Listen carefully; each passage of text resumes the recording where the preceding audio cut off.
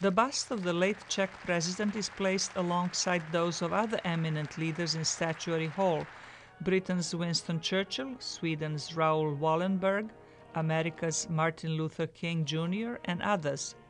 Speaker of the House John Boehner led the unveiling ceremony. Here was a writer who exposed the communists using one weapon that they could not match, and that was the truth.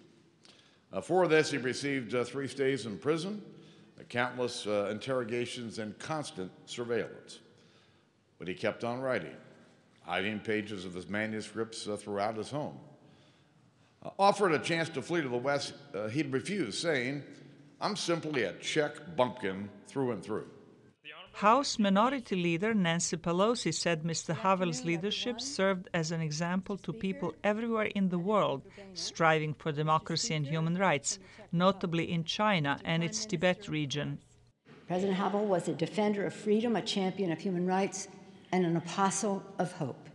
He wrote plays and penned a charter of reform. He spoke out for democracy and crafted a new chapter of progress for his country and his continent, for people worldwide, and for generations to come. Czech Prime Minister Bohuslav Sobotka recalled Mr. Havel's 1990 message that no one who paid the price for freedom should be forgotten. A tedy odhalením bysty Václava Havla. By unveiling the bust of Vaclav Havel, we do not only pay homage to him, but as he befittingly described it, to each and everyone who did not bend down before pressure and fought for freedom, despite a threat of imprisonment, suffering, or death, to each and everyone who raised his or her voice, like the Czech writer and playwright Václav Havel. Mr. Havel's activism against oppression and on behalf of human rights and democracy helped topple communism in Czechoslovakia, a development known as the Velvet Revolution.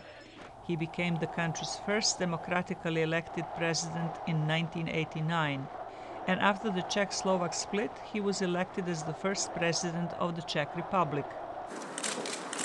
Remembering Mr. Havel's love of rock, jazz, and blues, U.S. Congress members invited American musician and guitarist of the band ZZ Top, Billy Gibbons, to honor the late Czech leader. You didn't have to change it, but you did, but you did, but you didn't, and we thank you. For the occasion, Gibbons changed the original words, "You didn't have to love me, but you did," into "You didn't have to change it, but you did." Zlatica Hoke, VOA News, Washington. Thank you.